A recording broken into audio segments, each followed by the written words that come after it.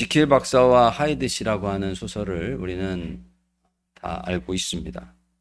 낮에는 정말 겸손하고 또 실력 있는 그리고 선량한 박사지만 밤에는 폭군이 되고 사람을 죽이고 또 때리고 이러한 하이드로 변하는 그런 내용이죠. 사울이 그랬습니다. 요나단이 진심 어린 마음으로 다윗을 변호했기 때문에 다윗을 결코 죽이지 않겠다 이야기를 했습니다. 그래서 다윗은 사울에게 충성하는 신하로 돌아갈 수 있었습니다. 그리고 다윗이 변함없이 수많은 블레셋 군을 죽이고 승리를 합니다. 그랬더니 사울의 의심병이 또 도집니다. 악령에 사로잡혀서 또다시 다윗에게 창을 던져버립니다. 사울은 작정하고 다윗을 죽이려고 합니다. 왜 사울은 아들과의 약속도 하나님과의 맹세와 다짐도 지키지 않는 것일까요? 여호와가 아니라 권력에 사로잡혔기 때문에 그렇습니다. 권력은 자기에게 해가 된다면 부모, 형제, 자식을 가리지 않습니다. 사울처럼 되지 않을까 누구도 장담할 수가 없는 게 권력의 그러한 마수입니다. 다윗이 빛나는 것은 골리앗을 죽였기 때문만은 아닙니다.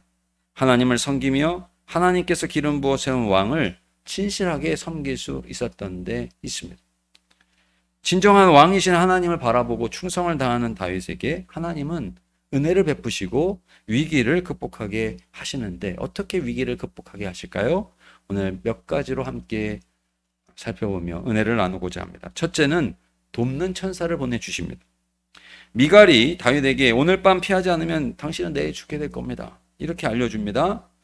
사실 미갈과 결혼하게 된 것도 사울이 자기의 딸을 내어주는데 그냥 내어준 게 아닙니다. 자기가 손대지 않고 다윗을 죽일 수 있는 기회를 삼으려고 자기 딸을 내어준 것이었죠. 그런데 미갈은 남편 다윗을 사랑했습니다. 다윗이 병들어 일어날 수 없다라고 말하면서 사울의 부하들이 절대로 다윗의 침실에 들어오지 못하게 막아냅니다. 빈손으로 돌아온 부하들에게 사울은 침상째라도 들고 와라 하면서 호통을 칩니다. 그러나 그들이 또다시 갔을 때 다윗은 도망갈 수 있었습니다. 미갈이 시간을 벌어주었기 때문에 그렇죠. 사울이 왜 나를 속였느냐, 왜 대적을 놓아 보내게 했느냐 호통을 칠 때 미갈은 다윗이 나를 도망가게 하지 않으면 죽이겠다고 했습니다. 이렇게 대답을 합니다. 이런 기지가 어디에서 나왔을까요? 하나님께서 주신 것입니다. 기생 라합을 생각해 보십시오. 나라와 민족을 넘어서 이방인인 이스라엘 정탐꾼을 숨겨줄 수 있지 않았습니까? 그것은 믿음이 있었기 때문에 그랬죠. 아버지의 뜻을 거역하고 민족을 뒤로 해야 할 때 마음이 무겁지 않았겠습니까? 또 요나단과 라합의 이야기도 우리가 잘 알고 있습니다. 요나단의 이야기도 마찬가지죠. 아버지가 다윗을 죽이려고 하는데 그 아버지의 마음을 귀뜸해 줄 수 있었던 것, 하나님 사랑하는 마음이 있었기 때문이죠. 요나단도 그렇고요, 라합도 그렇고 그러한 마음이 있었고 믿음이 있었기 때문에 다윗을 살려준 것입니다. 하나님께서는 이렇게 하나님을 사랑하는 자를 보호하고 인도해 주십니다. 사울은 왕자를 지키려는 마음 때문에 하나님을 거절했습니다. 반면에 다윗은 하나님과 다른 것을 절대로 비교하지 않았습니다. 그랬더니 하나님께서 그 길을 열어주셨죠. 힘을 주셨습니다. 용기를 주셨습니다. 다윗에게 요나단이 있었던 것, 미갈이 있었던 것, 이건 우연이 아닙니다. 라합이 정탐꾼을 숨겨줄 수 있었던 것, 다 하나님의 은혜지요.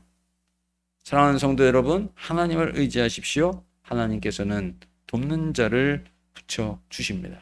형통케 주실 줄로 믿습니다.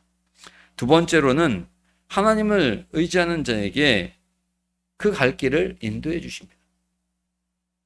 다윗은 라마에 있는 사무엘에게 도망쳤습니다. 사울도 선지자 사무엘은 어떻게 할지 할 수 없으리라, 또 쉽게 할 수 없으리라, 어려워하리라 이런 생각을 한 것이죠. 또 사무엘의 자문을 구하기 위해서 갔습니다. 다윗은 사울이 자신에게 행한 일을 사무엘에게 다 말을 합니다. 사무엘은 다윗을 제자들이 교육하는 선지자 학교가 있는 나յ옷으로 데리고 와서 함께 거할 수 있게 합니다. 다윗은 사울에게 도망치면서 단순히 도망치며 피신하는 데서 그친 게 아니라 사무엘에게 피하면서 하나님의 성령으로 충만할 수 있었고요. 쉼을 얻고 또 은혜를 받는 그런 시간을 함께 가질 수 있었으니 나요스로 피한 것은 참 잘한 일이죠. 그런데 다윗이 라요스에 있음을 한 사울이 당장 다윗을 잡아오게 합니다. 사무엘은 다른 예언자들과 함께 예언을 하고 있었습니다. 여기에서 예언하다라고 하는 단어는 라바로 쓰여 있는데 이 히브리어 라바는 신령한 계시를 말한다, 여호와의 영광을 찬양한다 이런 뜻이 있습니다. 사무엘의 부하들이 예언하는 이러한 예언자들의 모습을 볼 때 분위기에 휩쓸려 버립니다. 찬양하는 소리에 휩쓸려 버리고 마음을 빼앗깁니다. 성령께서 강권적으로 그들에게 임하신 것이죠. 그리고 여기에서 이제 이들도 예언을 했다라고 말을 하고 있는데 히브리어 나비라고 하는 단어로 쓰여 있습니다. 미래일을 말하는 게 아니라 신령한 노래를 큰 소리로 마구 고함을 질러대면서 황홀경에 빠져서 그렇게 마구 따라 부르다가 돌아가고 만 것입니다.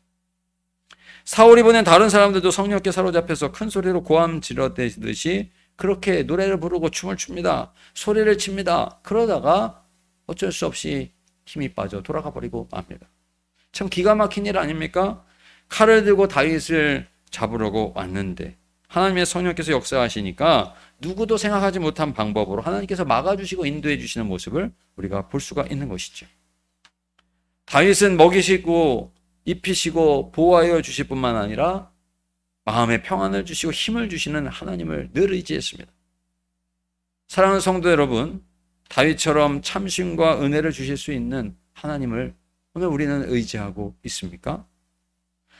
찬송가 364장, 내 기도하는 그 시간, 그때가 가장 즐겁다. 주 세상에서 일찍이 저 요란한 곳 피하여 빈들에서나 산에서 온 밤을 세워 지내사 주 예수 친히 기도로 큰 본을 보여주셨네. 우리 주님 힘드시고 지치시고 그랬을 때 어떻게 하셨습니까? 기도하셨습니다. 그 본을 보여주셨죠.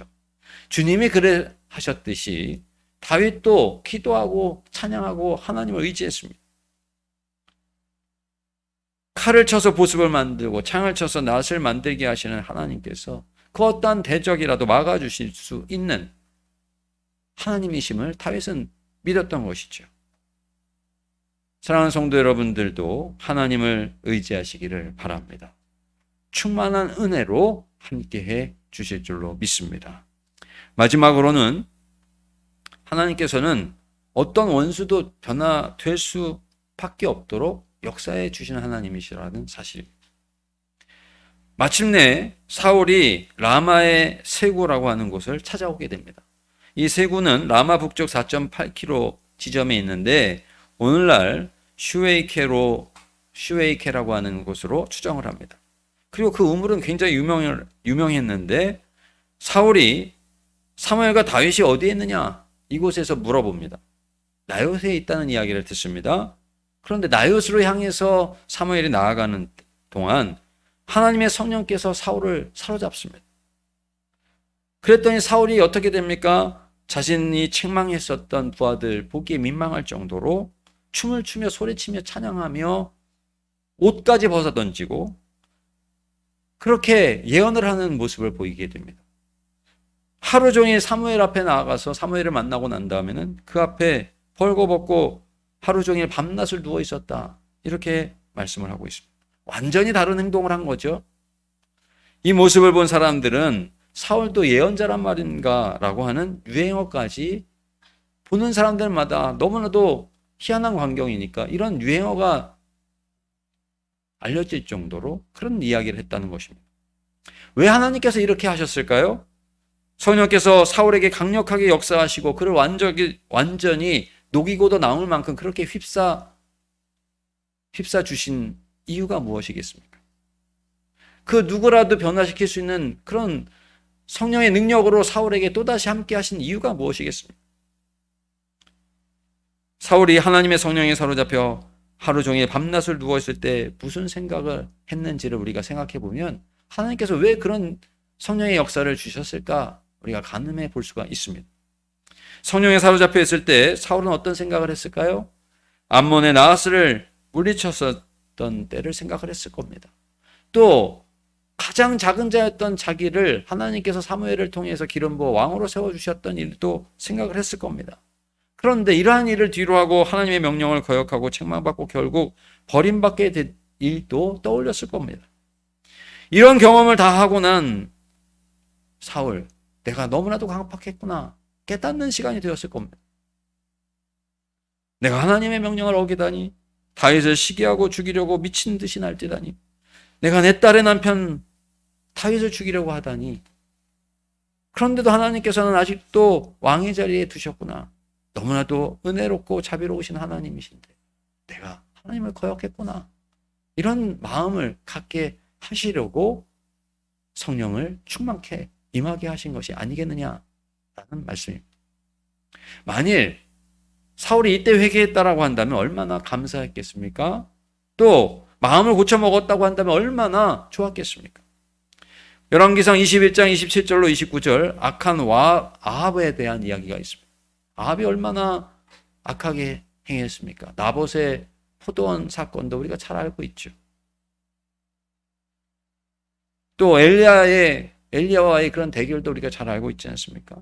그런데 이런 악한 왕이 회개했을 때 하나님께서는 그 아들의 때로 그 집에 내리겠다는 심판을 유보하신 것을 볼 수가 있습니다. 요나의 때 니느웨가 회개했더니 어떻게 하셨습니까? 심판을 거두어 주시는 것을 볼 수가 있습니다. 회개하는 마음이 만일 사울에게 있었다고 한다면 하나님께서 그를 버리셨다 했을지라도 다시 품어주셨을 겁니다. 사울은 더 이상 다윗을 쫓지 않고요, 성령에 사로잡힌 삶을 살 수 있었을 것입니다. 하나님께서 긍정적인 변화를 사울에게 선택할 수 있는, 참 변화를 선택하실 수 있는 기회를 주시려고 성령을 충만하게 주신 것이죠. 여러분, 우리가 많은 사람들이 옛날 얘기를 많이 합니다. 내가 예전에 성령의 그런 은혜를 입었던 이야기들을 많이 하죠. 그래서 그때 너무나도 좋았다는 이야기를 합니다만은 회개하고 변화되었느냐? 그때 그렇게 성령님을 만나서 내가 회개하고 변화했느냐라고 하는 이야기는 별로 하지 않습니다. 또 더 하지 않는 이야기가 뭔지 아세요? 성령께서 지금도 나를 변화시키고 함께하고 계신다는 이야기는 그런 얘기하는 분 치고 하는 사람이 드뭅니다. 지금 성령으로 충만합니까? 이 질문이 너무나도 중요한 질문 아니겠어요? 하나님께서는 당신을 거역하는 자, 권력이나 칼이나 어떠한 것으로도 자기의 뜻을 이루지 못한다는 사실을 사울을 통해서 오늘 우리에게 보여주셨습니다. 하나님께서는 다윗을 사울에게 충분히 도망칠 수 있게 하셨습니다. 첫 번째, 미갈 때처럼 말이죠. 사울처럼 강력한 은혜를 맛보고 사울처럼 잠깐만 성령에 사로잡혀 있다가 그 은혜를 잃어버리는 안타까운 일이 우리에게 없어야 할 것입니다. 다윗처럼 하나님의 성령을 의지하며 인도하심을 받고 베푸신 은혜로 한결같이 변화된 삶, 충성된 삶, 그런 삶을 살아가야 하지 않겠습니까? 하나님을 전적으로 의지하십시오. 하나님을 전적으로 의지할 때는 돕는 천사를 보내주십니다. 그 길을 열어주십니다. 우리의 마음을 진정 복되게 변화시킬 수 있는 기회를 주십니다. 그런 하나님을 의지하셔서 승리하는 삶, 하나님을 영화롭게 하는 삶을 살아가는 우리 모두가 되시기를 원합니다.